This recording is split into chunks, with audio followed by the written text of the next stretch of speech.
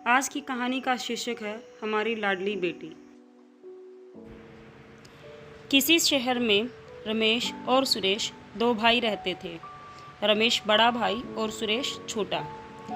एक दिन रमेश की पत्नी कहती है, शाम को आते हुए राशन लेते आना, और हाँ, मुन्ना के स्कूल की फीस भरनी है, उसके लिए पैसे देते जाओ।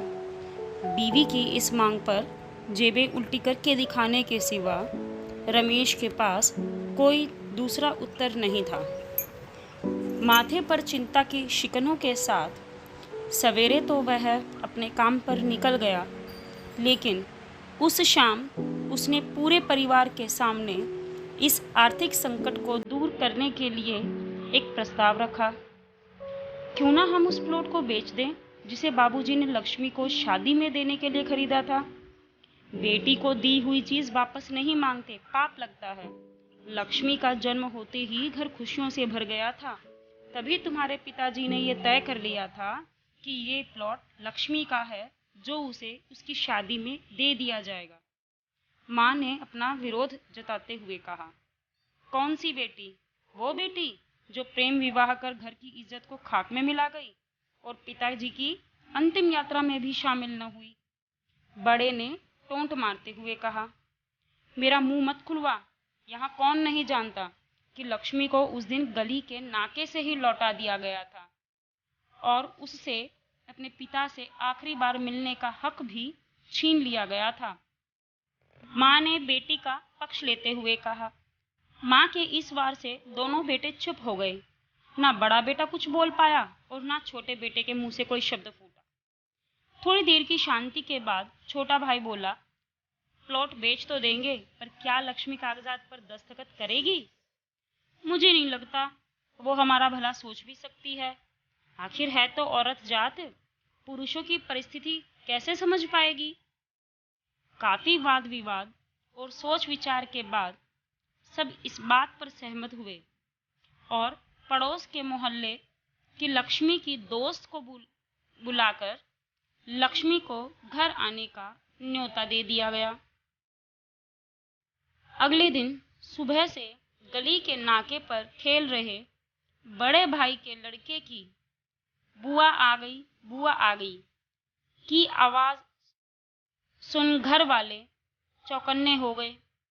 दोनों भाई मन में द्वेष और नफरत के साथ उसको कैसे घर में आने के लिए कहें, इसी दुविधा में थे। वो कहते हैं ना, जरूरत के वक्त गधे को भी बाप बनाना पड़ता है। उसी कहावत के हिसाब से दोनों भाई बहन से बात करने के लिए तैयार हुए। दरवाजे पर जब बेटी और दामाद ने पूरे 7 साल बाद कदम रखा तो माँ की आंखें भर आई और दोनों को बड़े प्यार से घर के अंदर लेकर आई। बेटी और दामाद भी माँ का इतना स्नेह देखकर भाव विभोर हो गए।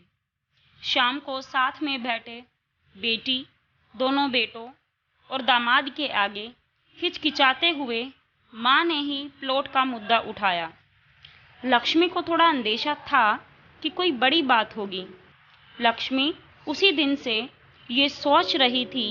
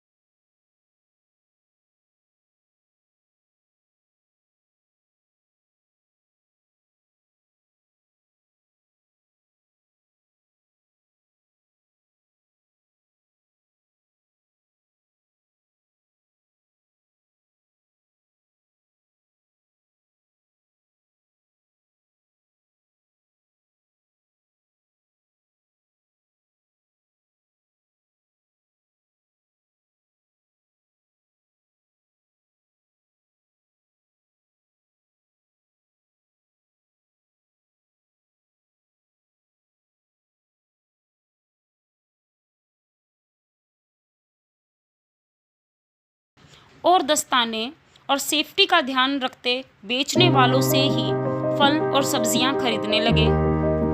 इस तरह समझदार दामाद की वजह से धीरे धीरे दोनों भाइयों का धंधा अच्छा चलने लगा और उनके घर का गल्ला जो पहले खाली हो रहा था अब धीरे धीरे भरने लगा।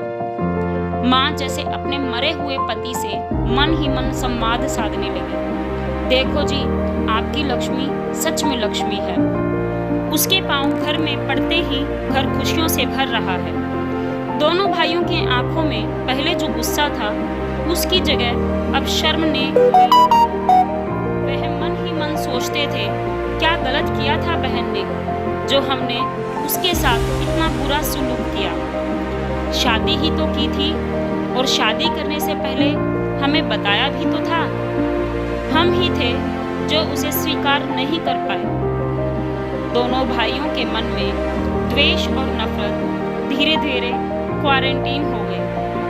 21 दिन बाद जब दीदी और जीजा जी प्लॉट के कागज पर साइन करने जाने लगे तब दोनों भाइयों ने उन्हें रोक लिया और उनकी माफ़ी मांगते हुए वो पेपर्स उन्हें देते हुए बोले, शादी के वक्त हमने आपको कोई तोहफा तो दूर की बात है, आपका हक भी नहीं दिया, लेकिन अब इस प्लॉट को स्वीकार कर हमें प्रायश्चित करने का एक मौका दीजिए।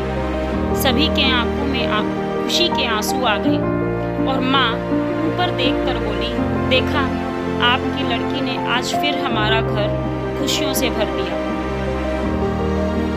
दोस्तों, बेटियां घर की लक्ष्मी होती है, उन्हें कभी भी अपशकुन नहीं मानना चाहिए।